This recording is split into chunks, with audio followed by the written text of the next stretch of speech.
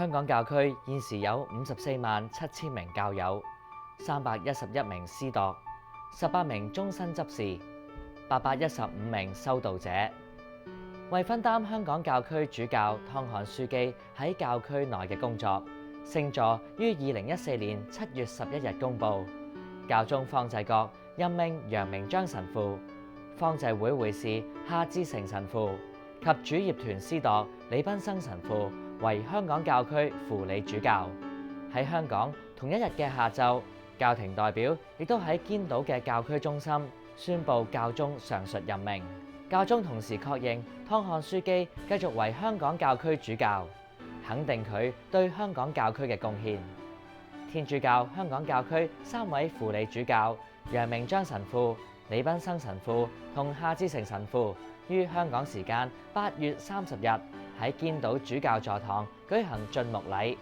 3位輔理主教履新任命之後，旋即遠赴羅馬參加新主教培育課程。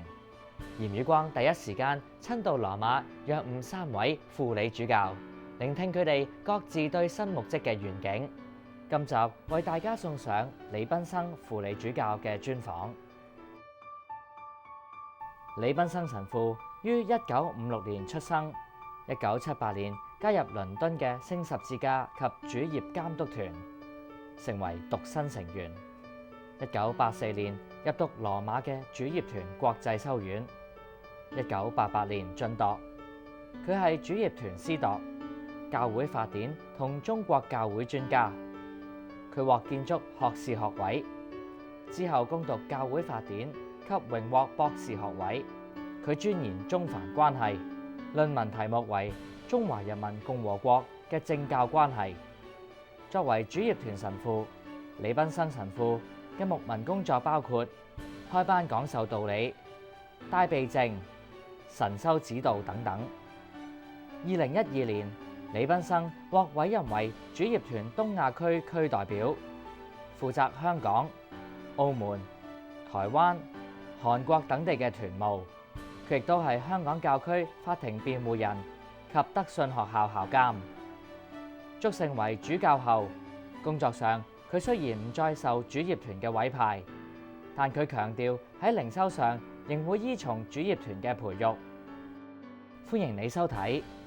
羅馬木星。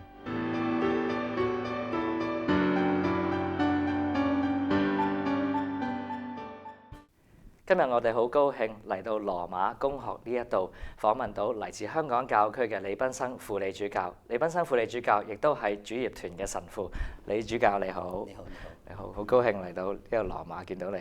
咁我想問下咧，當你成為得知個任命輔理主教嘅時候咧，嗰一刻你做緊啲乜嘢咧？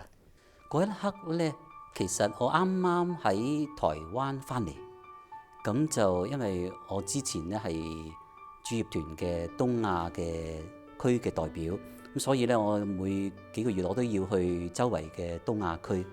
咁就啱啱由台灣視察完翻嚟咧，咁就即刻收到代辦嘅香港駐喺教廷駐香港嘅代表啦，咁就佢俾電話我，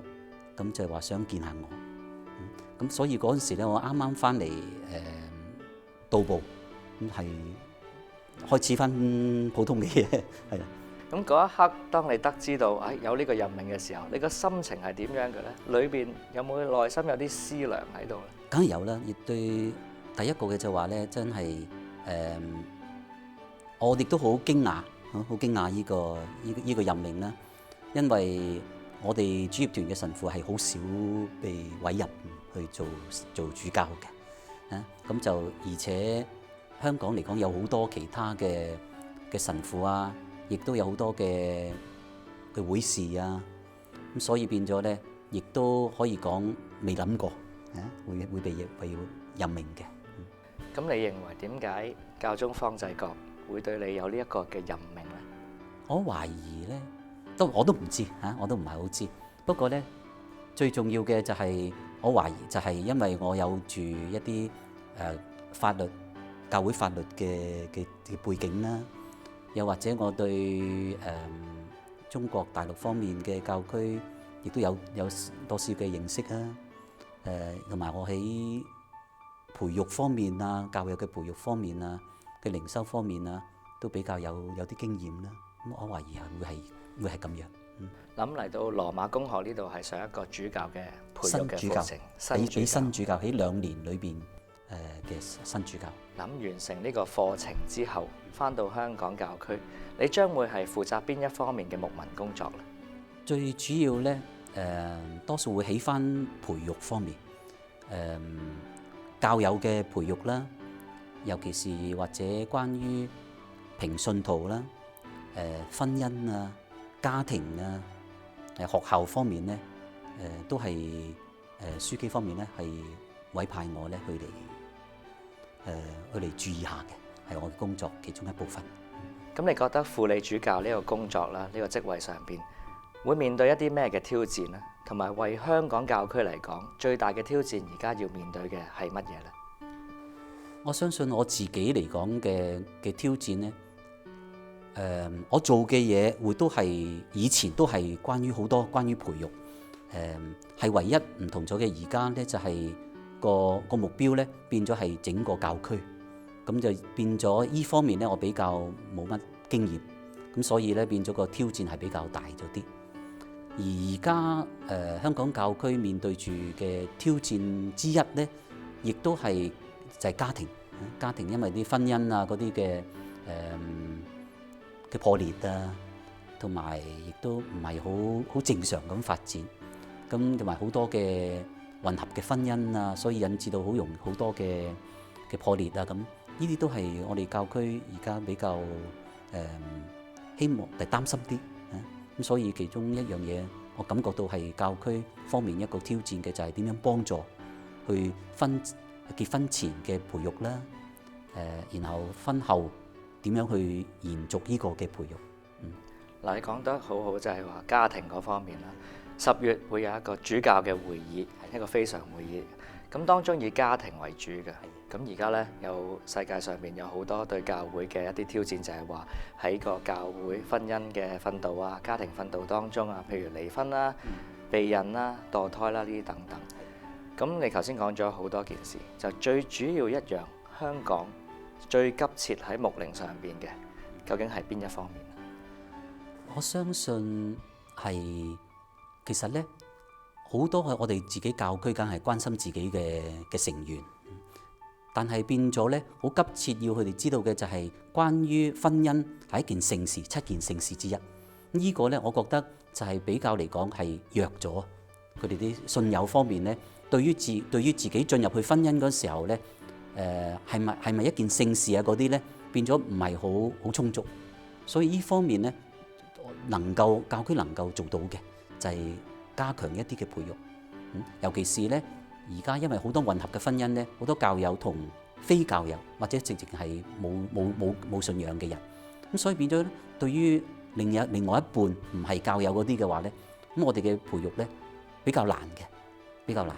但係希望我哋能夠做到，因為如果做到嘅話呢，婚姻方面呢係美滿好多嘅。同埋有啲教友呢，譬如佢離咗婚，咁教會上面應該點樣去牧養離咗婚嘅教友呢？其實離咗婚嗰啲嘅，尤其是如果係嗰啲係只係一啲嘅被害者咁俾人拋棄啊嗰啲嘅話呢，其實嗰啲呢，其實我哋教會更加要去嚟照顧佢哋，因為教會永遠係企喺嗰邊弱者嗰邊噶嘛，咁所以呢，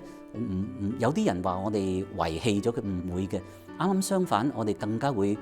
鼓勵佢哋繼續去參加喺堂區啊，喺團體裏邊嘅嘢。個麻煩嘅當然係再婚嗰啲，但係再婚嗰啲嘅，我哋教會亦都係盡量去幫佢哋嘅，永遠唔會遺棄。所以咧變咗，我哋教會始終係維持翻咧，就係我哋無論佢哋嘅婚姻嘅狀況係點樣咧，我哋都會係盡我哋所能夠照顧到佢哋。咁而尤其是咧，再鼓勵翻佢哋咧喺佢哋嘅靈修啊、信仰方面嘅話咧，再要繼續更加，因為就算係離咗婚，就算再婚，佢都要聖化佢哋嘅生活嘅。咁我知道你係主業團嘅神父啦，咁你亦都係教會法嘅博士，咁更加咧係教區嘅法庭嘅辯護人，亦都係咧未做神父之前係一位建築師，多方面嘅專業上邊點樣幫助你去實踐輔理主教呢一個工作？我懷疑就係容易啲嘅，就係因為我可以幫助好多教區方面喺法律方面啊，或者尤其是頭先我所講嘅工作，關於婚姻啊方面咧，變咗有比較多啲經驗。因為以前我都用緊點樣將法律嚟應用喺日常嘅生活裏邊啊咁。而建築方面嘅佢嚟幫助亦都可以講一啲建設性嘅嘢咧，咁變咗亦都會係喺牧民方面咧係好大嘅鼓舞啊！尤其是我接觸到嗰啲嘅係好多職業嘅人士啊嗰啲咧，咁變咗對於我嘅牧靈方面咧，變咗亦都會有幫助嘅。講到法律啦嚇，教會嘅法規可唔可以同我哋簡單去講一講佢對我哋嘅重要性喺邊一度咧？同埋有一個講法就係犯法同犯罪啊嗰個嘅分別喺邊一度咧？係好嗱，其實咧好多人誤會咧，就係話我哋教會法咧成日去嚟約束住啲人，所以咧變咗教友方面咧唔係好開心。點解我哋教會成日耶穌基督講嘅係愛？點解我哋成日要有法律嚟規範住啲愛咧？咁但係其實咧，好多人誤會咗嘅就係記得耶穌基督所講嘅就係佢嚟到呢個世界咧，唔係將佢以往嘅法律嚟廢除嘅，而係將呢啲嘅梅瑟所定下嘅法律咧，將佢嚟滿全。點樣滿全法啊？以愛做出發點去嚟睇十誡。嗱，呢個咧好容易睇到啦，即係十誡。梅瑟頒發，藉住佢係先知，係天主親自頒發俾我哋嘅十誡。而耶穌基督話咧，佢更加唔係去嚟廢除佢。咁即係話啦，十誡唔係去嚟規範住我哋。呢個誡命就好似我哋教會法一樣嘅意思嘅，就係話俾我哋聽，我哋做人一個嘅說明書。咁說明書你睇下任何嘅嘢咧嘅說明書都係嘅，都係梗係規範嚟嘅。嗱，你買個電飯煲，買啲乜嘢啊？唔好咁樣喎，唔好咁樣喎，你一定要做咁樣。目的係咩？目的就係令到佢能夠長久，能夠好好咁將嗰份嘅機器咧，能夠發揮佢嘅作用。咁所以咧變咗十誡又係十誡，點解話又唔準殺人，唔好奸淫，又唔好偷盜？其實佢重要嘅係叫我哋點樣去嚟活出天主做咗人出嚟一個善人嘅特徵。即係話，如果一個人佢係諗翻下，佢尊敬父母嘅，如果佢咧係尊重生命，唔殺人嘅，唔傷害人嘅，佢嘅身心係貞潔嘅，冇邪淫嘅嘢嘅。一個人咧唔偷盜嘅意思，即係尊重人哋嘅財物嘅。咁一個人咧有住呢啲嘅話咧，就梗係一個好人。同埋呢啲人咧，咁佢就會好開心。呢啲就係耶穌基督所講嘅福音，幸福嘅音訊，就係嚟活出咗天主做我哋出嚟，能夠活得到佢所俾我哋嘅說明書。說明書即係我哋教會法一樣，就係佢哋其實唔係規範我哋，啱啱相反。如果我哋做到教會規範我哋嘅嘢嘅話咧，我哋先至會更加活出一個基督徒。咁可唔可以話即係十誡、真福八端到教會法規呢啲就係做人嘅指引？係啦，做另一個基督徒嘅指引，做一個能夠幫助一個人在世間能夠幸福，能夠將來更加喺幸福就永遠嘅福樂喺天國。咁做到呢樣嘢嘅時候咧，正正配合你所設計嘅牧徽上邊啦。你個牧徽上邊咧就講到你嘅格言係願他們眾人合而為一，喺主內咧共融咧係我哋嘅目標嚟嘅。咁天主與世人嘅合一呢一個係好抽象嘅一個境界嚟嘅。咁對於一啲唔係好認識神學嘅平信徒啦，點樣去理解呢件事咧？其實好容易，唔需要神學家嚟理解耶穌基督所講呢句說話，願他們合而為一，好似耶穌基督所講，好似我哋同天父嘅合一一樣嘅意思，即係話諗翻下耶穌基督咧，佢點樣講出嚟就話天我在父內，父在我內嘅意思，即係話咧，佢每一樣嘅諗嘢，佢所做嘅嘢都有住天父嘅旨意嚟做心目中所嘅向往，同埋依住佢嗰個目的。咁所以變咗有天父嘅臨在底下去諗嘢，有天父嘅臨在底下去做嘢。咁所以咧變咗，譬如話點解我希望能夠啲教友都能夠天人合一呢嘅意思，即係話在世間我哋能夠有天主嘅臨在，去嚟做每一樣嘢，去諗每一樣嘢，去講每一樣嘢。嗱，呢個就係天人合一，在世間。然後啦，我哋最終嘅目的嘅，能夠天人嘅合一係天國，永遠咁合一。咁所以咧變咗係一個好容易、好簡單，但係好美麗嘅一個嘅願望，在世間能夠得到呢啲嘅幸福，即係話咧，如果我哋嘅思言行都有住天主嘅臨在，呢啲就係指天人合一。譬如而家我諗緊嘅係關於天主嘅嘢，以住天主嘅愛去諗嘢，以天主嘅愛去講嘢，以天主嘅愛去嚟做每一樣嘢嘅話咧，呢個已經活出咗，呢一刻我活出咗天人嘅合一。咁你頭先講到話，你主要希望係負責培育嗰方面。對於香港教區嘅聖召培育，你自己有咩展望？我嘅展望希望能夠推動住喺年青人方面咧，能夠去嘅培育咧，發掘得到佢哋對天主份嘅愛，能夠慷慨啲回應。而我覺得有嘅，可以嘅。或者我哋可以試下用唔同嘅方法嚟發掘年青人對於呢份天主嘅愛，能夠慷慨啲去回應。我有希望嘅，我會祈禱懇求天主俾我哋多啲嘅聖召。而呢個教區其中一個挑戰之一嘅就係能夠增加多啲聖召。咁今日我哋好多謝晒李主教同我哋做呢個訪問，我哋繼續互相祈禱，特別為主教嘅牧民工作祈禱。多謝你，多謝你哋，多謝。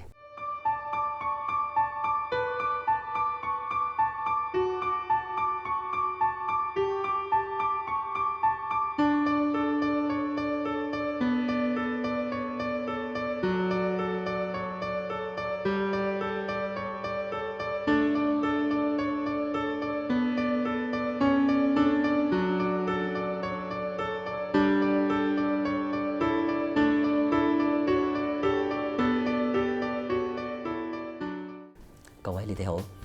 我係香港天主教教區李斌生輔理主教。我呢度咧特別想希望大家能夠注意下呢個鹽與光呢一個嘅傳媒，呢個嘅團體，佢係一個非牟利嘅機構，推動住以傳媒咧去嚟做福傳嘅工作。而佢因為呢個咁美麗嘅一份嘅福傳嘅工作，係需要好大嘅資源。而佢亦都冇其他嘅傳媒嘅方面咧，得到好多嘅資源嘅。咁所以我喺度咧，亦都鼓勵住大家，如果有能力、有能夠有金錢上面嘅捐獻嘅話咧，能夠幫助呢個嘅團體。而因為呢個嘅團體能夠造福咗好多嘅人，過去嗰10幾年裏邊嘅話咧，都做到好多嘅嘢。咁所以咧，佢哋係好需要更加多嘅資源嘅。而我希望你哋大家咧，如果有能力嘅話咧，去幫助佢哋嘅。咁喺度咧，願天主祝福你哋，希望大家咧都能夠得到佢哋天主俾你哋好多嘅祝福同埋恩寵嘅。多謝大家。